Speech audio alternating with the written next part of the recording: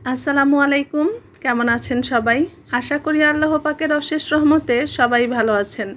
আলহামদুলিল্লাহ, আমিও ভালো আছি। আজকে শুক্রবার, পবিত্র জুম্মার দিন। সবাইকে জুম্মা মোবারক। সেই সাথে আজকে মহররম মাসের প্রথম দিন, মানে হিজরি নববর্ষ 1447।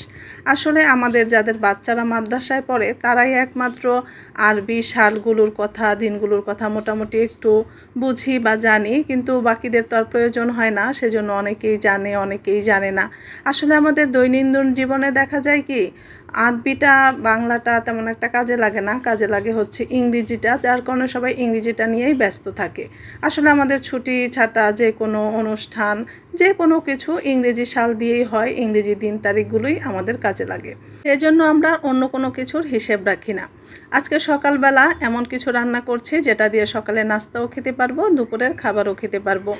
এই জন্য একটু চিকেন চাপ করব উইথ গ্রেভি, মানে গ্রেভি সহ যে চিকেন চাপটা হয় সেটা করছি।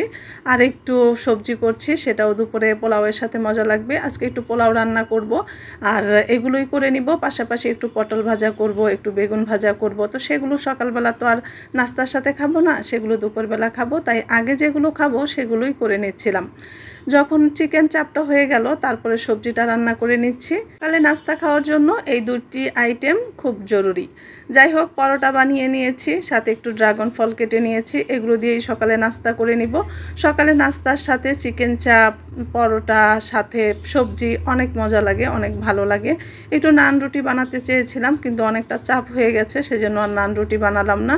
পরোটা ফ্রোজেন করা ছিল, সেটাই ভেজে নিয়েছি, ঝটপট হয়ে গিয়েছে।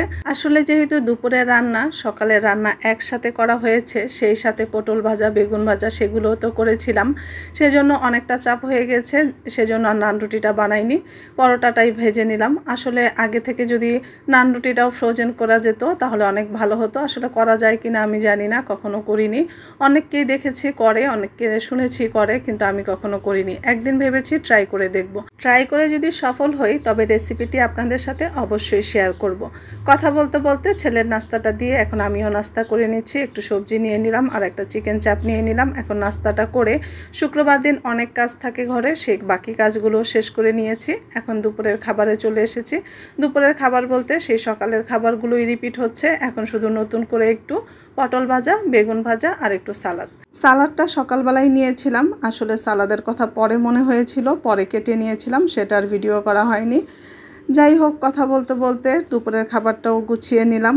সংসারে যতই কাজ থাক, আমরা যতই ব্যস্ত থাকি না কেন, আমাদের সংসারটা সাজিয়ে গুছিয়ে রাখতে এবং খাবারগুলো সাজিয়ে গুছিয়ে পরিবেশন করতে বরাবরই খুব ভালো লাগে। সবাই ভালো থাকবেন। আজকের ভিডিওটা এই পর্যন্ত। আল্লাহ হাফেজ।